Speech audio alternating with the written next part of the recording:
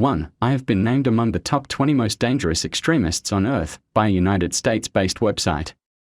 2. The Counter-Extremism Project website cites a controversial figure, Mahathir often criticized Sikh, the West, LGBT people, and Jewish people.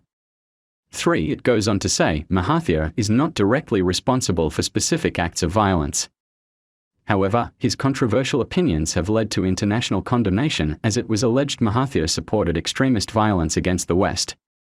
4. Among my views which was cited was that against Macron's views on Islam recently. Macron asserts that Islam promotes terrorism. This is totally wrong.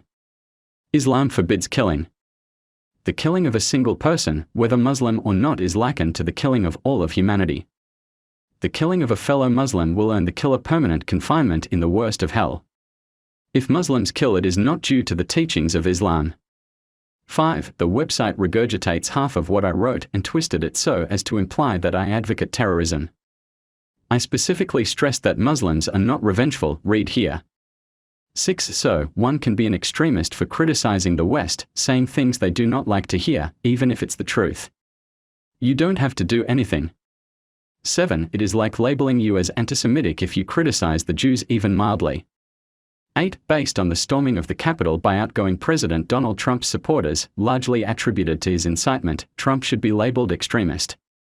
But the website has not described him as a terrorist, even though Mark Zuckerberg has banned Trump from Facebook till the end of his presidency for use of our platform to incite violent insurrection against a democratically elected government.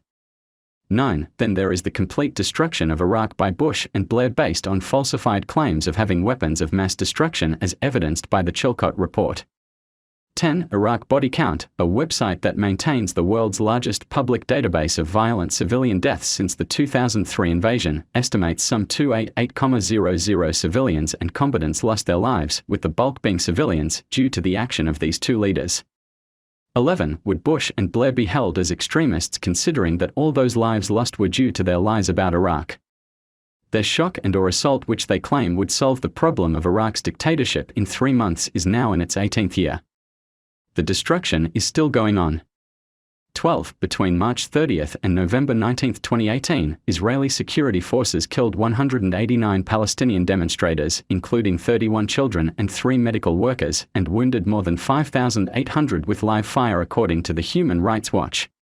13. Since the creation of Israel, thousands of Palestinian lives have been lost due to Israeli action. Yet not a single Israeli is listed among the terrorist extremists by this website. 14. I am curious about this website, which cites itself as led by a renowned group of former world leaders and diplomats. Who are they? 15. While they readily name others as extremists, they are not prepared to identify those among themselves who meet their criteria. Among them would be those who supported Zionist state terrorism, the massacre at Deir Yassin, the displacement of Palestinians and killing those who refused. There are also numerous others, the hawkish leaders and diplomats who supported the so-called war on terror and masterminded the invasion of Iraq and Afghanistan, including coming up with the lies on the existence of weapons of mass destruction to justify the invasion.